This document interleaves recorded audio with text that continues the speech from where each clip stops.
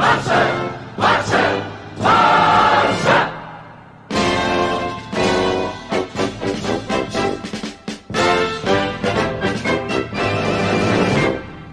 guys, welcome to Blaugrana United. Welcome to another video. Barcelona 5, Valencia 2, and today is the day that a new star was born. Ansu Fati, welcome to Barcelona. But in all seriousness, right now, this was a game of football. This was actually a game of football that I can sit and enjoy to the fullest of its potential. What a difference, right guys? This was just magnificent. It was collectively a fantastic game. There was some individual performances that I'm going to be talking about throughout the video. Everyone was pretty much alright, at least alright. Most of them were actually really good. But before talking about anything else, let's get into lineups. Barcelona opted to go with Marc-André ter Stegen in net, Nelson Semedo, Gerard Piqué, Clement Lenglet and Jordi Alba in defense, a midfield trio of Sergio Busquets, Frenkie de Jong and Artur Melo, and a forward line of Carles Perez, Antoine Griezmann and the 16-year-old Ansu Fati. While Valencia opted to go with Jasper Cillessen in net, Bas, Garay, Gabriel Paulista, Jose Gaya in the defense, a midfield four of Gonzalo Guedes, Dani Parejo, Francis Coquelin and Ferran Torres, and a forward line of Rodrigo Moreno and Kevin Gameiro. Now, to start with the video, I have to say that it was a good game from Valencia. First of all, I think before going ahead and talking about Barcelona, I think I'm gonna briefly say that Valencia had a pretty good game. They came out with the right mentality. I think they were professional. They played with a lot of intensity. It's just that when you are so brutally obliterated by the quality of the Barcelona players, there is pretty much nothing to do. But the performance of the game, it says that it shouldn't have been that much of a big difference in the game. But I think that Valencia played fairly well. They created a lot of danger. They were pretty solid in defense after the first half an hour of the game, or first 20 minutes, where they were suffering a lot. I think that Celades is going to have a tough moment to change the mentality of this team, at least in the way that they play. But it was a good performance from Valencia. They are a good team. They have really good players. But today, Barcelona were just far superior than them. And the quality of the players that we have showed at the end of the day, I think. The game started with, in the first couple of minutes, everyone pretty much well. And before I can even just get myself into the game, Ansu Fati goes ahead and scores after a fantastic cross from Frenkie de Jong. Fati puts it hard into the first post of Jasper Cillessen, and it's 1-0. His second goal for Barcelona, and a couple minutes later, he returns the favor for Frenkie de Jong with a really, really good individual dribble down the line, puts the ball for Frenkie de Jong. Frenkie de Jong runs from the second line and hits it for the 2-0. I think that after that, I was euphoric. I was so happy. I think that they were about to call the cops because I yelled so hard that it must have been disturbing from anyone in a 50-kilometer radius. It was absolutely fantastic to see this youngster give us a lot of hope. I think we all needed that. And to a point, I appreciate a lot Fati that he did this, because it's going to put a lot of pressure on Ousmane Dembele. And you know what? I appreciate this a lot, because this is what happens when you get injured. When you get injured, you are leaving a very talented 16-year-old to go past you and surpass you in the pecking order. So I believe that we're gonna probably see best Ousmane Dembele once he comes from the injury, because he's gonna see that he has Griezmann, Messi, and Suarez ahead of him, and that there is players like Carles Perez and Ansu Fati coming from behind, and that if he's not careful and starts performing to the level that he needs to perform, then he's gonna lose his spot and he's not gonna get to play any minutes this season. So that, motivationally wise, I hope that works. Of course, I'm not saying that like it's the idea, but I think that it's going to be very positive for Ousmane Dembele going forward. Let me start from the back, giving like some of the ratings. I think that Ter Stegen was fine. He was very secure. Couldn't do anything for the two goals. It was just really good finishes from both Gameiro and Maxi Gomez.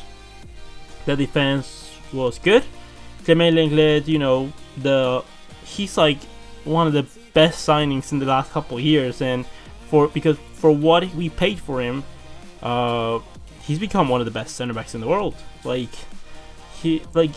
Longley's kind of that center back where kind of that player where you never notice him because he doesn't do anything wrong, or he very rarely does things wrong. Like, it has to be given that he's kind of the players where if you don't notice him, it's because he's doing everything well. And Clement Longley, for the most part, it's been sensational. Piqué went ahead and scored in the third goal after a really good shot from Antoine Griezmann.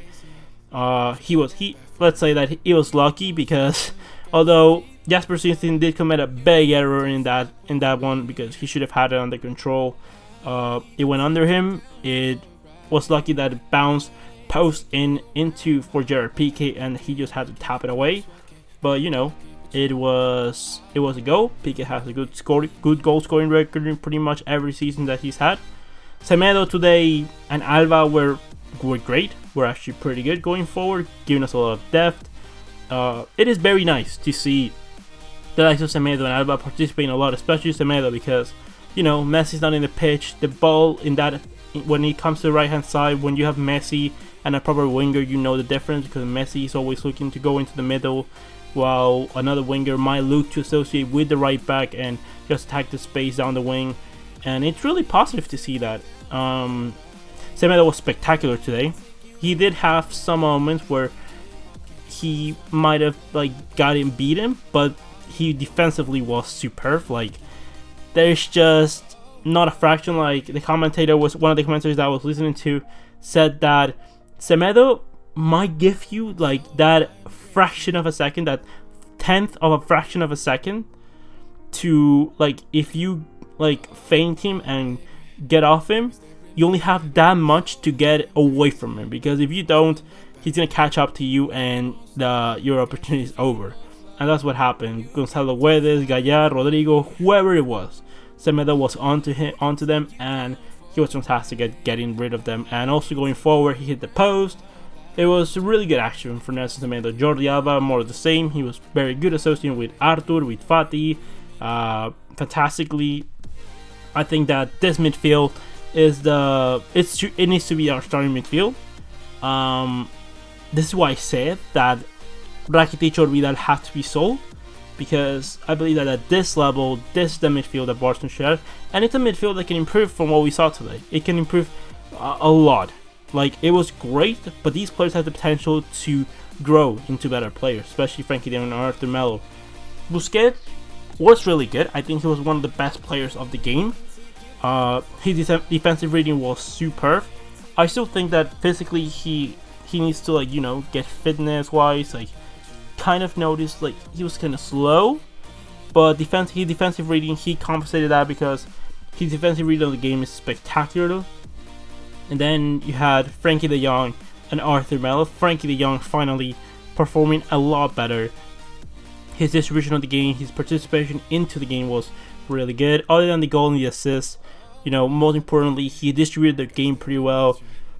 Piqué again had some of the moments where he was retaining the ball out of the back a little bit more than I would like him to, but Frankie de Jong and Arthur did have the moments to participate into the game and move the ball around in the way that we needed them to do so. Losing very few possessions, being very secure in their passing, it was very good. And the protagonist of the game, for me, the best player in the whole pitch, it was Arthur Melo. What a game that this guy had. It was like seeing Xavi all over again. It was, it's a new it's an evolved, or a different type of Xavi, because he's a lot more physical. He's a lot faster, or he's faster. He has more physical capabilities than Xavi, so that helps him a lot in like going one-on-one against a player. He just doesn't lose the ball at all. He always keeps the possession, always takes the right chances, the right touches. It was just really good to see from Arthur Melo. Give the assist for Luis Suarez in the 4th goal, and it's very positive. It's very positive to see these. I hope that this is going to be the starting midfield for the game against Dortmund on Tuesday. Ivan Rakitic came in, and what I have to say about it is that this is why I said that we had to sell Rakitic. And in my opinion, now that I'm seeing this, I am more convinced that we should sell Rakitic and Arturo Vidal. But, Arturo Vidal is a profile of center midfielder that we don't have in the team. And Rakitic is a player that, it was really good to see that a lot of people clapping for him, because they recognize that he's been a legend for Barcelona, that he's been a great servant for the team, and that we should have, if you were going to sell him, you shouldn't have had the idea of selling him on August when you were dealing with Neymar or for Neymar, but you should have told him, hey, are you interested in leaving? Like, maybe you can look for a club elsewhere on May. Like, after the Copa del Rey final, you go ahead and tell Rakitic, hey, we have these players coming in, you've been a great servant to the club, but you have this thing that's called age, and you're still a great player. I'm sure that you will get a great contract, and we'll do all that we can to get you to the place that best suits you. I think that would have been fair for him, fair for Barcelona. But now we're stuck with Arturo Vidal and Rakitic, which basically leaves no room for Sergio Roberto, Aleñá, or Ricky Puig to participate into the first team, and that's going to be a shame, because those are players that should be getting progressively more and more minutes this season at Barcelona. The forward line with Carles Perez, he was alright. He wasn't very, on point at the moment of participating in the attack, but he was participating in defense. His pressing was really good. His amount of intensity, his concentration was really good. Quality-wise, technique-wise, he's probably not the best, but he could have a really interesting role, and if he makes it his own, he could be a really impact sub or a really good player for those minutes where we have Champions League games in the midweek and he gets to play the league games. It will be very beneficial for Barcelona to have a player like that that's going to give us a lot of intensity in different moments of the match.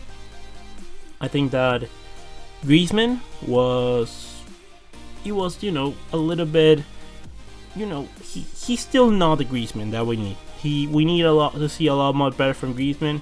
He did participate well some of the times, but he still needs to be, a lot more intense, a lot more aggressive. Like, he needs to profile more into, Suarez, Samuel Eto'o, Stoichkov, players like that. He needs to participate a lot more aggressively. He's going to play in that role because we need him. We need him to do that. You can notice today that we were missing the firepower because we did score 5 goals, but pretty much that came from really good individualities from Ansu Fati or fantastic performances from Luis Suarez. And when Messi comes back, it's going to be really interesting how our forward line is going to set up for the next upcoming games. And now to talk individually about Ansu Fati, I'm going to try not to extend it that much because I don't want it to be a half an hour video, but the level of I don't know how to say it, of confidence this kid has is through the roof. The reason that he got substituted today was because his levels of confidence are through the roof. Carlos Perez is a player that could probably use the more minutes to get a lot more confidence to the team, but I believe against Dortmund, it'll be really interesting. I really want to see Ansu Fati play against Dortmund, run at those players, because Dortmund going forward are a really good team, but defensively wise, if we could be very solid and push them back, I think he's a player that could really cause a lot of damage. He was fantastic. He tried everything. A lot of his shots from outside the box were pretty good, pretty close. He could have hit the top bins a few times. and he had that play where the ball was coming for him from a it was coming from the air. He has a look back. He sees Danny Bass approaching him, and he goes ahead and chests the ball.